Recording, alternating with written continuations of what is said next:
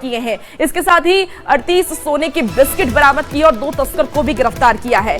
आपको बता दें कि भूपतपुर थाना इलाके में पुलिस ने बड़ी कार्रवाई करते हुए जाली नोट के बड़े तस्कर सुलेमान अंसारी और इम्तियाज को गिरफ्तार किया। पुलिस ने तकरीबन 1 करोड़ रुपए के जाली नोट, 13 लाख कैश और 38 सोने की बिस्किट, इसके साथ ही आर्म्स, बुलेट और गाड़ी भी बरामद किए हैं। मोतिहारी पुलिस को जानकारी मिली थी कि भूपतपुर थाना इलाके में नकली नोट का बड़ा रैकेट चल रहा है और दूसरे देशों से नकली नोट की खेप मंगाई गई है।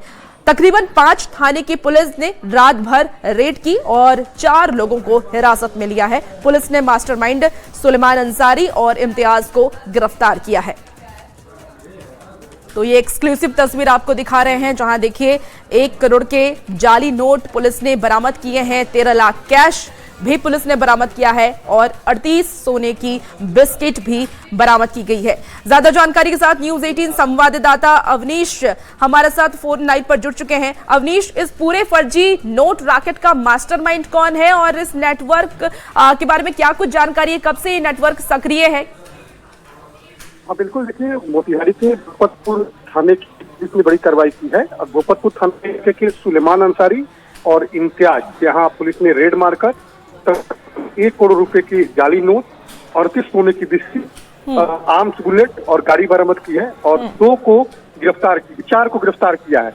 और दोनों जो मास्टरमाइंड है सुलेमान अंसारी और इम्तियाज, इन दोनों को भी पुलिस ने गिरफ्तार किया है। तो देखिए तकरीबन 6-7 घंटे की रेड हुई है और बोरे में पैसे को रखा गया है और रखा गया था, सोने की बिस्किट रखी गई थी। इनका रैकेट बड़ा रैकेट है, ये नेपाल से भी इनका कनेक्शन है और वैसे जाली नोट के बड़े कारोबार पर पुलिस का बड़ा प्रहार पड़ा है। 1 करोड़ रुपए की जाली नोट को पुलिस ने पकड़ा है। अवनीश, पुलिस को इस रैकेट की सूचना कैसे मिली थी, क्या जानकारी है? देखिए पुलिस को गुप्त सूचना मिली थी। कुछ लोग हैं जो जाली नोट के कारोबार करते हैं, ऐसे लोग जो लोगों को जाली जो है उसको ठगने का भी काम करते हैं।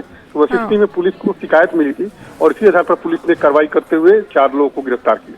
अवनीश, क्योंकि देखिए जाली नोट मिली है, हथियार बरामद किए गए, गोलियां भी वहां से मिली है, किस उद्देश्य से ये सब रखा गया था? क्या किसी बड़ी वारदात को अंजाम देने की साजिश थी? देखिए ये पूरा गैंग जो है ये नकली नोट के कारोबार में जुटा रहता है और नेपाल से भी जाली नोट का कनेक्शन कहीं न कहीं हमेशा सामने आता है। ये भी लोग भी इससे पहले भी गिरफ्तारियां हुई थी जाली नोट के कारोबार में शामिल लोगों के का और उसी के निशानदेही पर इसकी भी गिरफ्तारी हुई है और इन लोगों का ठगी का भी गिरोह है। इनका पुलिस ये जांच भी कर रही है कि ये लोगों को ठगने का काम करते थे। लोगों को जाली नोट 50,000 का जाली नोट देते थे और उनसे मात्र 5,000 रुपए लेते थे और वैसे फिर दूसरे गैंग के माध्यम से उस पैसे को पकड़वाने का भी काम करते थे। तो इन लोगों का बड़ा रैकेट है। जाली नोट के साथ साथ अन्य भी कई जो कारोबार जो है इन लोग का है, तो पुलिस पूरी कुंडली खंगालने। बिल्कुल अवनीश, और ये देखना होगा कि पुलिस अब आगे क्या कुछ कार्रवाई करती है। बहुत शुक्रिया फिलहाल जानकारी के लिए अवनीश। और इसी बीच देखिए दरभंगा से बड़ी खबर आ रही है, जहां बम विस्फोट का मामला सामने आया है। बड़ी खबर आपको दरभंगा से बता रहे हैं, जहां बता दें आपको कि बम धमाके में घायल मजदूर की मौत हो गई है। मुआवजा और कार्रवाई की मांग को लेकर के सड़क जाम किया गया। दरअसल पतोर थाना क्षेत्र के चंचल नगर में हुए संदिग्ध बम विस्फोट में घायल मजदूर राम बाबू पासवान की इलाज के दौरान मौत हो गई और इसके बाद ग्रामीणों का गुस्सा सड़क पर फूट पड़ा है। आक्रोशित लोगों ने मृतक के परिजनों को मुआवजा, घायल मजदूर के बेहतर इलाज और दोषियों की गिरफ्तारी की मांग को लेकर के चंदन पट्टी चौक के पास लहरियासराय बहेड़ी मुख्य मार्ग को जाम कर दिया और इससे सड़क पर गाड़ियों की लंबी कतार लग गई और आवागमन पूरी तरीके से ठप हो गया। ग्रामीणों का यह आरोप है कि बम विस्फोट में घायल मजदूर राम बाबू पासवान और भोला पासवान को पहले डीएमसीएच में भर्ती कराया गया, लेकिन वहां समुचित इलाज नहीं मिला और दोनों को फिर पटना पीएमसीएच रेफर किया गया। लोगों का यह भी कहना है कि पीएमसीएच में भी राम बाबू को बेहतर इलाज नहीं मिल सका, जिस कारण उनकी मौत हो गई। फिलहाल प्रशासन लोगों से बातचीत कर रही है। सड़क जाम खत्म करने और मामले में आगे कार्रवाई का भरोसा दिलाने में पुलिस प्रशासन जुटा है। चंचल नगर के पास बम विस्फोट हुआ, जिस विस्फोट में निर्दोष मजदूर सब जो अपना काम करने गया था, देहाती मजदूरी करने वाला आदमी था, उसमें एक की तो मृत्यु हो चुकी है, दूसरा भी लटपटाया हुआ है, डीएमसीएच में है।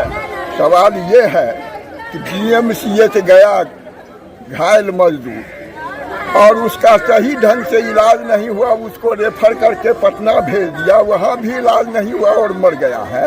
तो ये तो स्वास्थ्य व्यवस्था जो है बिहार की और इस सरकार की प्रशासनिक व्यवस्था, उसके खिलाफ ये परिवार के लोगों का आक्रोश है। और हमारे साथ ज्यादा जानकारी के साथ न्यूज 18 संवाददाता विपिन जुड़ चुके हैं फोन लाइन पर। विपिन, आखिर ये बम विस्फोट कैसे हुआ, क्या जानकारी मिली है?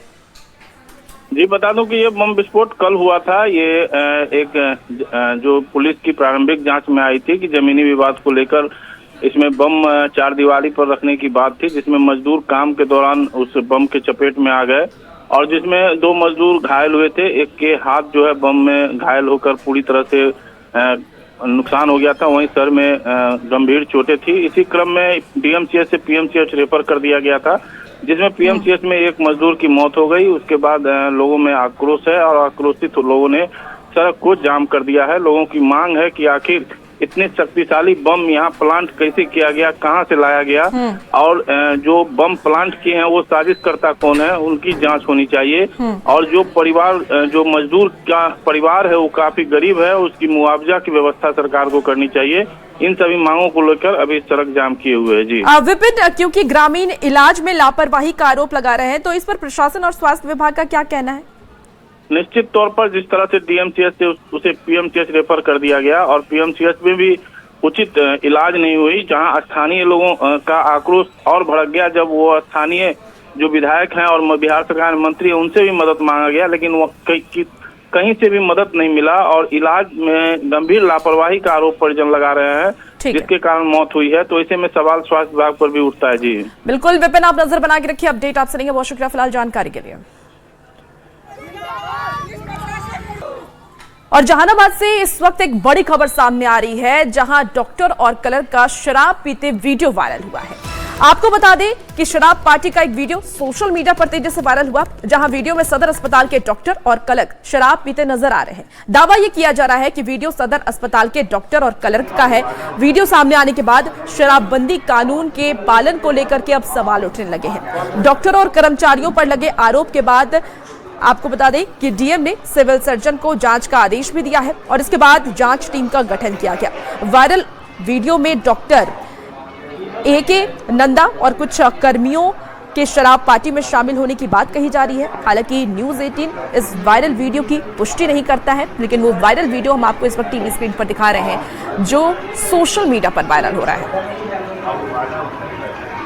मीडिया एवं न्यूज चैनल में प्रसारित हो रहे वीडियो जो मेरे संज्ञान में आए हैं, वीडियो क्लिप में दिख रहे हैं पदाधिकारी एवं कर्मचारी, जिनको लेकर कार्यकारी अधीक्षक सदर अस्पताल जहानाबाद को आदेश दिया गया है कि उन सभी से 12 घंटा के अंदर में स्पष्टीकरण पूछते हुए उसका जवाब जितने अध्यक्ष समर्पित करें, ताकि अविलंब जितनी इस पर अग्रतर कार्रवाई की जा सके। और हमारे साथ न्यूज 18 संवाददाता राजीव रंजन इस वक्त सीधे फोन लाइन पर जुड़ चुके हैं।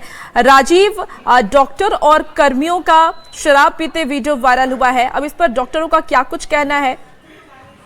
जब से ये वीडियो वायरल हुआ है, जिस डॉक्टर और कर्मी के होने की बात कही जा रही है वो लोग अस्पताल नहीं आ रहे हैं। पिछले 2 दिन से, परसों शाम से ये वीडियो वायरल हो रहा था। कल जब यहाँ लोकल मीडिया, सोशल मीडिया में ये खबर फैली तो न्यूज 18 की टीम सिविल सर्जन के पास पहुंची, उसके बारे में जानकारी हासिल की।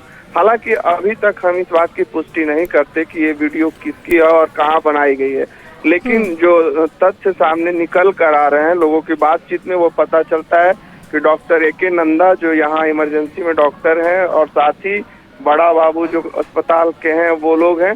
लेकिन ये भी जानकारी मिल रही है कि ये वीडियो जहानाबाद के कहीं बाहर की है, जहां ये लोग गए थे और पार्टी मनाई थी।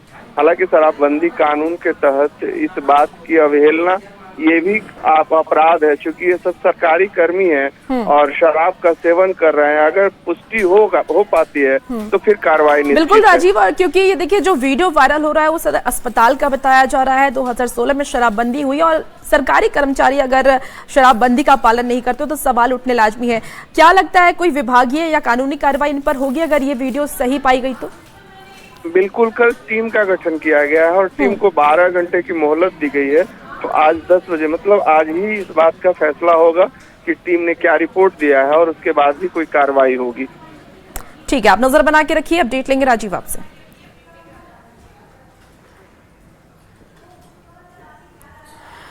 और चलिए अब आपको पटना लेकर के चलते हैं, जहां पीएमसीएच के जूनियर डॉक्टर लगातार हड़ताल कर रहे हैं। सुरक्षा को लेकर के डॉक्टर हड़ताल कर रहे हैं, क्योंकि डॉक्टरों का कहना है कि अगर परिजनों के साथ कुछ होता है, किसी भी मरीज के साथ कुछ होता है, तो डॉक्टरों की सुरक्षा पर बात आ जाती है। आपको बता दें कि पटना के पीएमसीएच में सुरक्षा की मांग को लेकर के जूनियर डॉक्टर हड़ताल पर बैठे हुए हैं। हड़ताल से अस्पताल की सेवाएं प्रभावित हुई हैं। डॉक्टरों का यह कहना है कि ड्यूटी के दौरान उनके साथ मारपीट की घटनाएं लगातार हो रही हैं और उनका आरोप है कि गंभीर मरीजों की मौत के बाद डॉक्टरों को ही निशाना बनाया जाता है। सुरक्षा के पुख्ता इंतजाम होने तक हड़ताल जारी रखने की बात जूनियर डॉक्टरों ने कही है। पीएमसीएच में जूनियर डॉक्टर का हड़ताल शुरू हो गया है और इससे पीएमसीएच की जो सेवाएं हैं वो साफ तौर पर ठप नजर आ रही है। यहाँ देख सकते हैं कि तमाम पीएमसीएच के जो जूनियर डॉक्टर हैं इकट्ठा हो गए हैं और स्ट्राइक की जो तस्वीर है वो भी नजर आ रही है। और यहाँ पर डॉक्टरों की यही मांग है कि उन्हें सुरक्षा मुहैया कराई जाए, क्योंकि हमेशा उनके साथ मारपीट होती रहती है और उसके कारण उन्हें परेशानी भी होती रहती है। मारपीट की तस्वीर नजर आ रही है आपके पीएमसीएच में और यही वजह है कि जूनियर डॉक्टर आज हड़ताल पे है।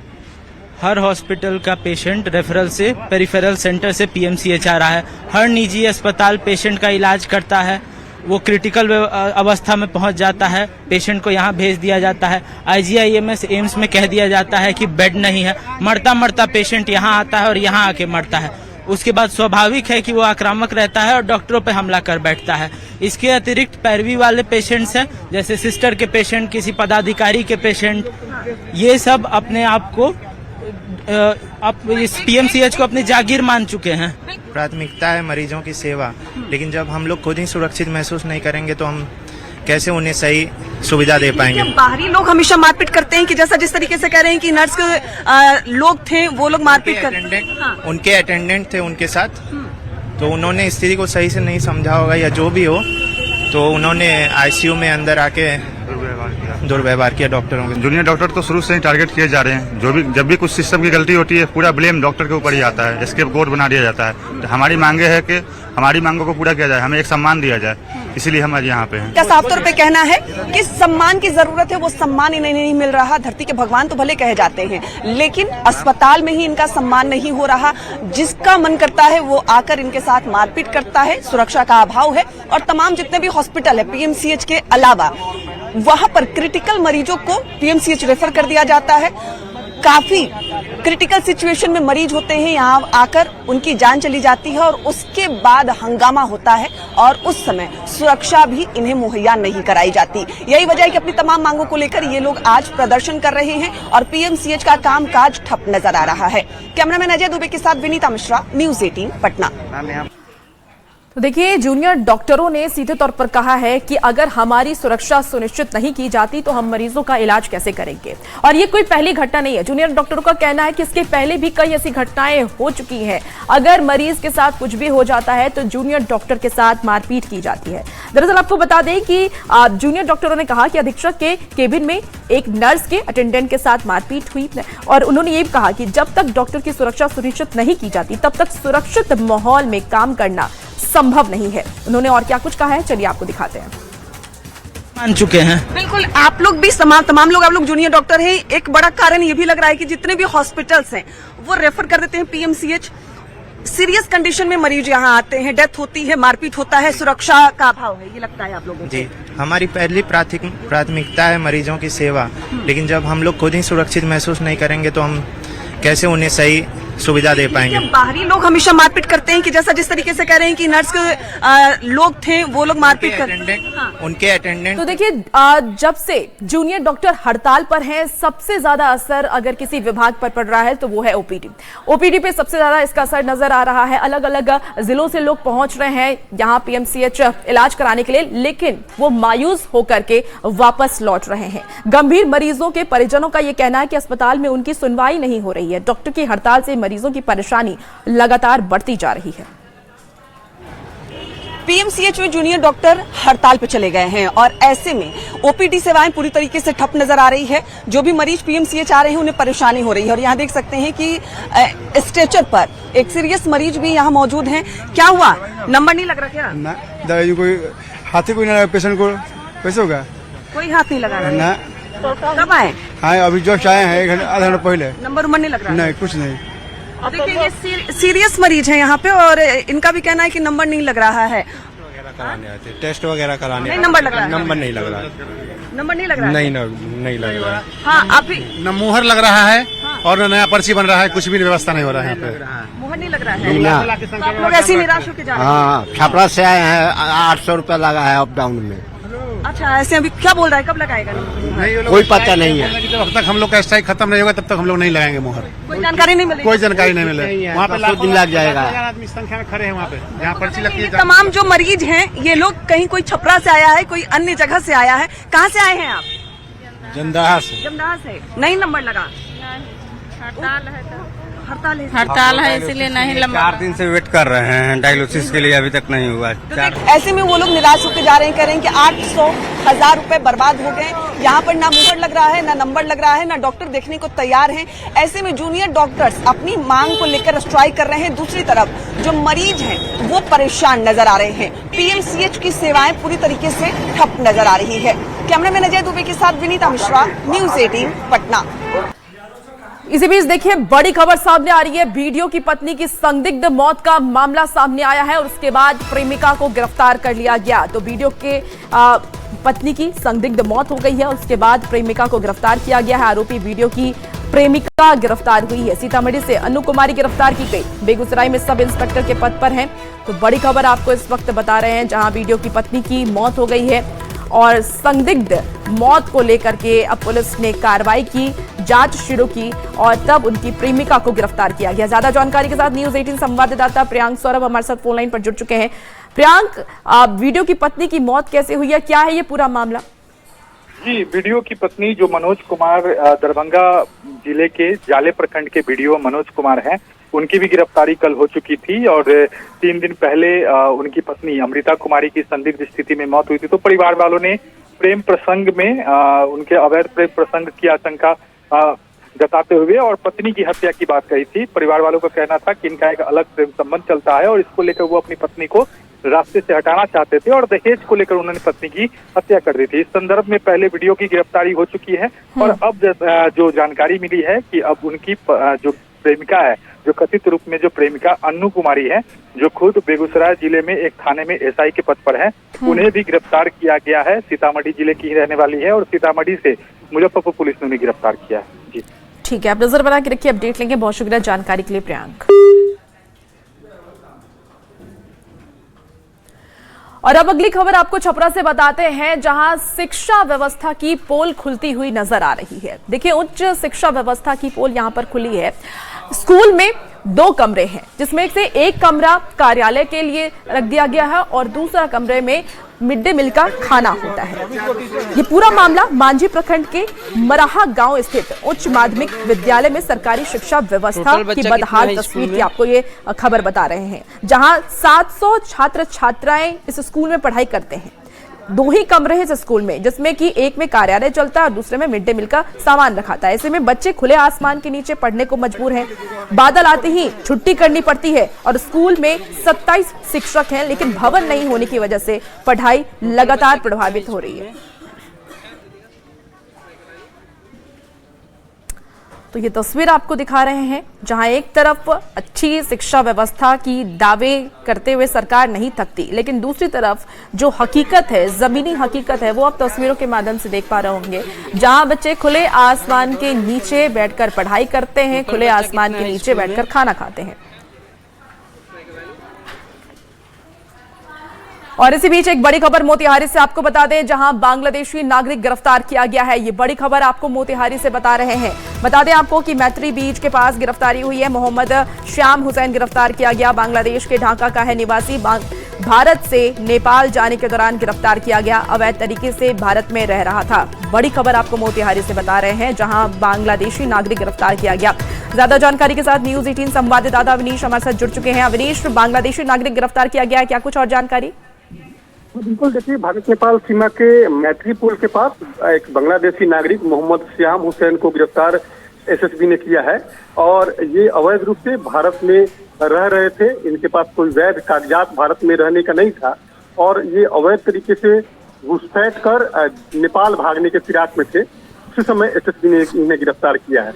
इनकी पहचान जो है श्याम हुसैन के रूप में हुई है, जो ढाका के मुंशीगंज जिला के गोरेगांव का ये निवासी है और पुलिस पूरी मामले की जांच में जुट गई है कि आखिर इनकी मंशा क्या थी, आखिर ये कहाँ रह रहे थे, अवैध तरीके से ये बिना कागजात के रह रहे थे, तो इनको किसने पनाह दिया था, कौन कौन लोग इनके साथ और लोग भी आए थे या ये अकेले आए थे, तो पूरी जानकारी जुटाने में हरैया थाने की पुलिस लगी है। लेकिन लगातार भारत नेपाल सीमा के इलाके में विदेशी नागरिकों के घुसपैठ का सिलसिला लगातार जारी है। यह चिंता का विषय जरूर है। इससे पहले भी जो बैठक हुई थी उसमें यह निर्देश दिया गया था कि विशेष नजर रखी जाए और इसी का नतीजा है कि आज भारत मैत्री पुल के पास बांग्लादेशी नागरिक जो श्याम हुसैन है उसको एसएसबी ने गिरफ्तार किया।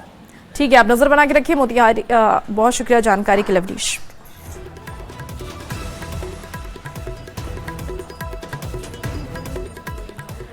और स्टेट हाईवे पर वाहन टैक्स लगाने को लेकर के देखिए अब सियासत तेज हो गई है। हालांकि कल ही मुख्यमंत्री सम्राट चौधरी ने यह साफ किया कि सिर्फ कमर्शियल वाहनों पर ही टोल टैक्स लगेगा, लोकल वाहनों पर टोल टैक्स नहीं लगेगा। अब इसको लेकर के बिहार के पथ निर्माण मंत्री ने भी टोल टैक्स को लेकर जानकारियां दी। क्या कुछ कहा है, चलिए आपको सुनाते हैं। मुख्यमंत्री सम्राट चौधरी ने साफ कर दिया कि एसएच पे प्राइवेट वाहनों पर टैक्स नहीं लगेगा, जो कमर्शियल वाहन है उन पर टैक्स लगेगा। पथ निर्माण मंत्री इस वक्त हमारे साथ इंजीनियर शैलेंद्र मौजूद हैं। सर, एक बार तस्वीर पूरी तरीके से साफ कर दीजिए। मुख्यमंत्री ने तो साफ कर दिया है, टैक्स क्या है, किन पे लगेगा, कहाँ लगेगा, किन किन सड़कों पे लगेगा, जरा तस्वीर साफ कीजिए। देखिए, सबसे पहले तो हम अपने मुख्यमंत्री सम्राट चौधरी जी को हृदय से धन्यवाद देते हैं कि जो रोड मैप नीतीश जी ने दिया उसी रोड मैप को ये आगे बढ़ा रहे हैं और उन्होंने कल ही साफ कर दिया है कि केवल व्यावसायिक वाहन पर ही टोल लगेगा। व्यावसायिक वाहन पीला नंबर प्लेट है और मेरे प्राइवेट नंबर जो है वो व्हाइट वाले। आप याद करिए 2005 के पहले लालू यादव की सरकार थी, सड़क जहाँ हमको 1 घंटा में जहाँ जाना चाहिए वहाँ 5 घंटा लगता था, तेल ज्यादा। पॉलिसी निर्धारण होता है और जो चूंकि वो तो तकनीकी दृष्टिकोण से हमारे विभाग वो तैयार करते हैं, मंत्री परिषद विभाग करता है, तो जब कंफ्यूजन होता है हमारे शीर्ष नेतृत्व पहले उसको कंफ्यूजन दूर करते हैं, फिर विभाग दूर करता है। उसी निमित्त सब अब तो दूध का दूध पानी का पानी हो चुकी। विरोधी नैरेटिव सेट कर रहे थे, उनको कोई मुद्दा है नहीं। 1 तारीख को वो स्थापना दिवस मना लिए, 5 तारीख को अभी चुनाव है, उपचुनाव कहाँ घूम रहे हैं विदेश। तो विरोध केवल विरोधी विरोध करते हैं, उनको कोई तथ्य मालूम होता नहीं है। तेजस्वी यादव एक नैरेटिव सेट कर रहे थे, तो हमारे मुख्यमंत्री जी उसको साफ कर। सड़क चिन्हित हो रहा है, उस पर हम लोग लगाए हैं अपने अधिकारियों को, उस सड़क पर कितने व्यावसायिक वाहन चल रहे हैं, कितने प्राइवेट चल रहे हैं, इसका सर्वे हो रहा है। तो हमारे साथ बिहार के पथ निर्माण मंत्री इंजीनियर शैलेंद्र, कैमरामैन दीपक के साथ आनंद अमृतराज, न्यूज 18 नेटवर्क, पटना। और चलिए अब बात मानसून की करते हैं। कई राज्यों में मानसून आफत लेकर के आई है। अब आपको 15 अलग अलग तस्वीरें दिखाते हैं, दक्षिण से लेकर के उत्तर और पश्चिम की, जहां पर ये मानसून आफत लेकर बरसी है। आपको बता दें कि जो तस्वीरें सामने आ रही है वो आप देख पा रहे होंगे, दिल्ली, मुंबई, नोएडा, गुरुग्राम, नासिक महाराष्ट्र की तस्वीर, इसके साथ ही जलगांव महाराष्ट्र की तस्वीर आपको दिखा रहे हैं, ठाणे महाराष्ट्र की तस्वीर दिखा रहे हैं, एमपी में उज्जैन की तस्वीर दिखा रहे हैं, जहां देखिए ज्यादा बारिश होने से जल जमाव हो गया, लोगों की परेशानी बढ़ चुकी है। इसके साथ ही वायनाड, केरलम की तस्वीर भी आप देख रहे हैं, जम्मू कश्मीर की तस्वीरें भी देख रहे हैं। हर तरफ आफत ही आफत नजर आ रही है।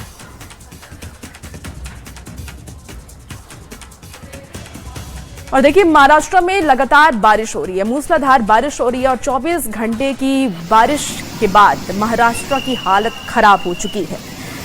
महाराष्ट्र में पिछले 24 घंटे के दौरान मूसलाधार बारिश ने जनजीवन को बुरी तरीके से प्रभावित कर दिया है। कई इलाकों में जल भराव की स्थिति पैदा हो गई है, जबकि कई नदियां खतरे के निशान से ऊपर बह रही हैं। महाराष्ट्र के नासिक जिले से डराने वाली तस्वीर सामने आई है, जहां गोदावरी नदी का रौद्र रूप देखने को मिल रहा है। गोदावरी नदी पर बने घाट पूरी तरीके से डूब चुके हैं। घाट पर बने मंदिर भी जलमग्न हो चुके हैं। नासिक पुणे हाईवे पर भी पानी आ गया है। कुल मिलाकर के नासिक में जनजीवन बुरी तरह से प्रभावित है। लोगों को बिना वजह घर से ना निकलने की सलाह भी दी जा रही है। प्रशासन भी अलर्ट मोड पर है।